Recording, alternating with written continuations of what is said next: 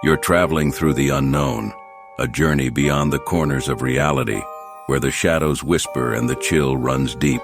Welcome to the dimension where your deepest fears are given form. This is The Midnight Mystery. Welcome to The Midnight Mystery. This episode is called The Treehouse. In each episode, we delve into the shadowed corners of our existence, bringing you tales of the eerie, the uncanny, and the downright terrifying. From the realms of the supernatural to the depths of the human psyche, no stone is left unturned, no dark secret left hidden. In today's episode, a group of close friends unexpectedly discover a treehouse nestled deep within the forest, unaware that it harbors a menacing fate for them. As the clock once again draws near midnight, prepare to embark on another adventure into the uncanny, the eerie, the horrifying. This is The Midnight Mystery. When we were kids, growing up in the small town of Harvest Ridge, we found a treehouse. It sat shrouded in the heart of the forest that our parents had always warned us about, the Whispering Woods. Our gang, consisting of me, Maddie, Sarah, and little Timmy, were always looking for adventure, and the allure of the forbidden was too much to resist. It was a crisp October afternoon, the time when the leaves were changing, painting the world in shades of gold and crimson. We'd promised to stay near the edge of the woods, but youthful curiosity is a powerful thing. The sight of the treehouse, nestled in the gnarled branches of an ancient oak, was the most magical thing we'd ever seen. Guys, think of all the cool stuff we can do up there. Maddie was the de facto leader, his bright blue eyes always full of mischief. Are you sure we should? Sarah, ever the voice of reason, asked, her brown eyes flicking between us nervously. Timmy just clutched his teddy bear tighter, his tiny body trembling. Ignoring their reservations, I stepped forward. Let's just check it out. We'll be back home before dinner.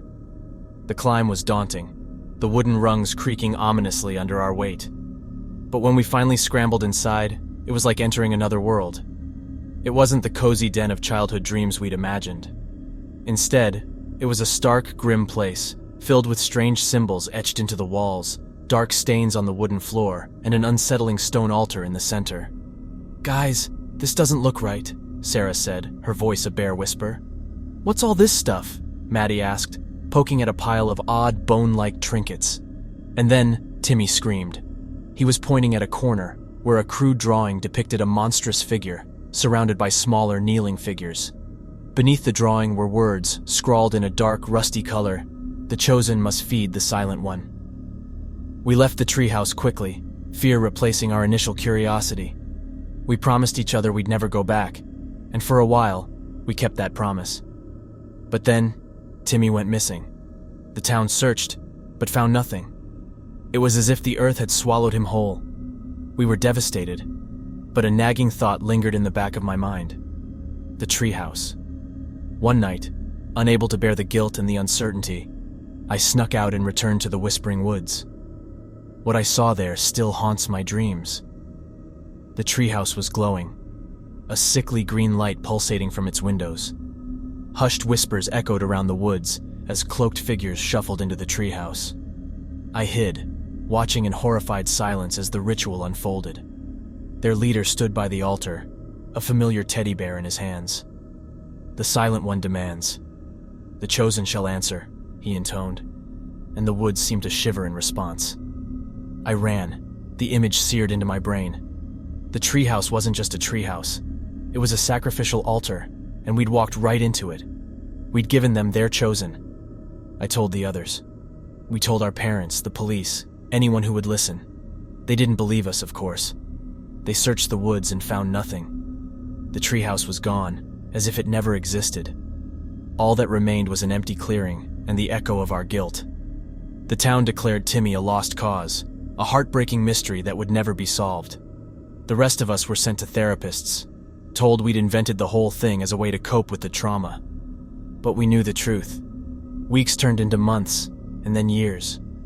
We grew up, but the shadows of our childhood lingered. We never spoke about Timmy or the treehouse, but it was always there, a silent specter haunting our lives. I eventually moved away for college, the need to escape Harvest Ridge overwhelming. But like all nightmares, it drew me back in. Maddie, The spark in his eyes, long extinguished, called me late one night. "We found another one, another treehouse," he whispered, his voice trembling. "In another forest, on the other side of town." My heart sank. "Maddie, we can't go through that again. I think I saw Timmy," he said, and the line went dead. Coming back to Harvest Ridge was like walking into a ghost of my past, a snapshot of a time that was both innocent and horrifying. The town was still the same, save for the haunted looks in the eyes of those who remembered what had happened. And Maddie, he was still there, rooted in our shared past, unable to escape the shadow of the treehouse. As for Sarah, she had severed ties with us shortly after we burnt the original treehouse. The trauma of what had happened, the loss of Timmy, it was all too much for her. She moved overseas, seeking solace in distance and disconnection. Her absence was a palpable void, a missing piece in our fractured group. With the news of the second treehouse, I had tried to contact her, but my calls went unanswered. It was clear she wanted nothing to do with Harvest Ridge, or anything that reminded her of our shared past. I couldn't blame her. If I could have escaped it all, I would have. But Maddie was here, and I couldn't leave him to face it alone. The sight of the new treehouse sent shivers down my spine. It was an eerie mirror of the first one, nestled in the foreboding branches of an ancient tree. The silence around it was suffocating, the air heavy with an unseen dread. The pulsating glow of the symbols seemed more potent, more threatening. It was as if the treehouse was alive, breathing, waiting. We were no longer the naive, adventurous children who first discovered that cursed treehouse. We were adults now, forged and hardened by the fires of our past. Our hands, once used for climbing trees and playing catch, now held cans of gasoline and bags of salt. We had done our research, read up on rituals and ancient cults, anything that might give us an edge. This time, we weren't going to be victims. We were going to fight. We waited, hidden in the underbrush, our hearts pounding in sync with the ominous drumbeat that echoed from the treehouse. One by one, the cloaked figures emerged and disappeared into the night, leaving the eerie glow of the treehouse behind. Maddie was the first to move. He approached the treehouse with a grim determination, his jaw set and eyes hard. I followed, every fiber of my being screaming at me to turn back. But we had come too far. We had to end this. Stepping into the treehouse felt like stepping into a nightmare. The symbols, the altar, the heavy air of malevolence. It was all as we remembered. But in the corner, a small figure huddled. Timmy. He looked just as he did the day he disappeared. His clothes tattered and dirty, his teddy bear clutched tightly in his arms. But his eyes, they were different. They glowed with an ethereal light, as though some strange power had taken residence within him. When he saw us, he didn't cry or call for help. He merely pointed to a chilling message on the wall. "The Silent One is fulfilled. The Chosen will return." With Timmy safely in our arms, we escaped the nightmarish treehouse. We poured gasoline around it, creating a perimeter with salt, before setting the entire place ablaze. We stood there, watching as the unholy monument to the Silent One was swallowed by angry flames. In the days that followed, we took Timmy to the hospital. He didn't speak or react, his glowing eyes the only sign of the otherworldly presence within him. His parents, overjoyed and terrified in equal measure, thanked us for bringing their son home. But we knew, deep down, that Timmy hadn't really come home. Not all of him. A month after Timmy's return, the hospital caught fire. It was a clear, calm night, with no sign of arson or electrical malfunction. Yet the building burnt to the ground, an eerily familiar sight for Maddie and me. We rushed to the hospital, hearts pounding with a dread we knew all too well.